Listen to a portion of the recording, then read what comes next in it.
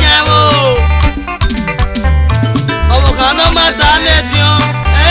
ya yo wa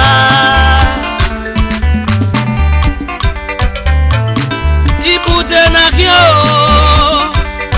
to to wi ara we mi se ri ere o wala nu wa ya we mi o eda ma gbe na ko bi ye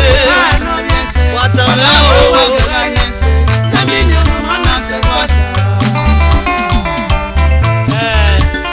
amazino bi awo de se wo kun ibodo no nu tan mo ni bi agbona we so tena e wo tanu do no me na ito yi won na ri bude na be eri ma ke bi ma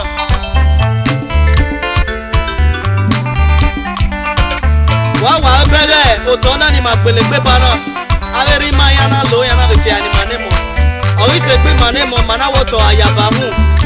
ana idokie ni mana igbele gbe ma wa owira bi je awa ahun re wo pa abeti mani bu owo lapa na ujo se eyan isiri ayi obi ewo eyan moto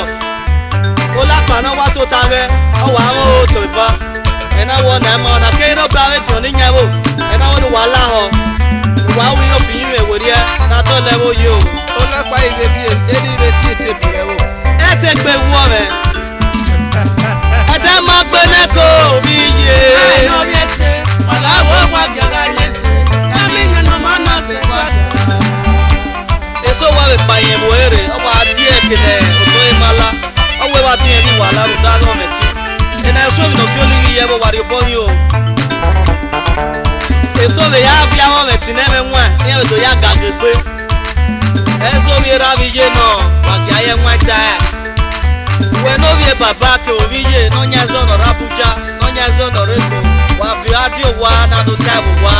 itwa o ave ta me ni ki ave o ere o to si ni o wa agi si o to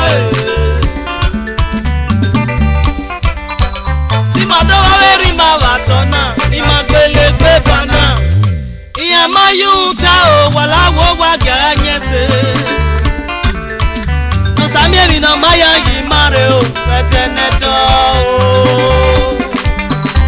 o ibude na mi wala nu wa ya we ri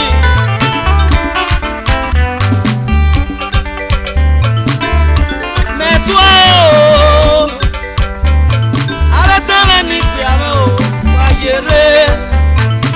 o to sinioma agisi yo to ti ma do wa ri ma ba to na ni ma gbele pe bana iya mayuta o wala wo wa ganyese no samieli no maya yi mare o petenedo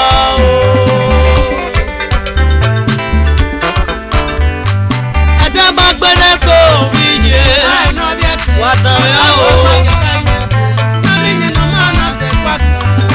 ada magbene ko wiye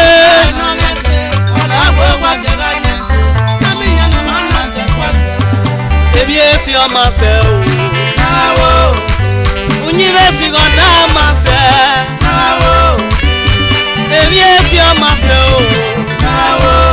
ozani ma wa na we ni se nawo ozani o to bi ara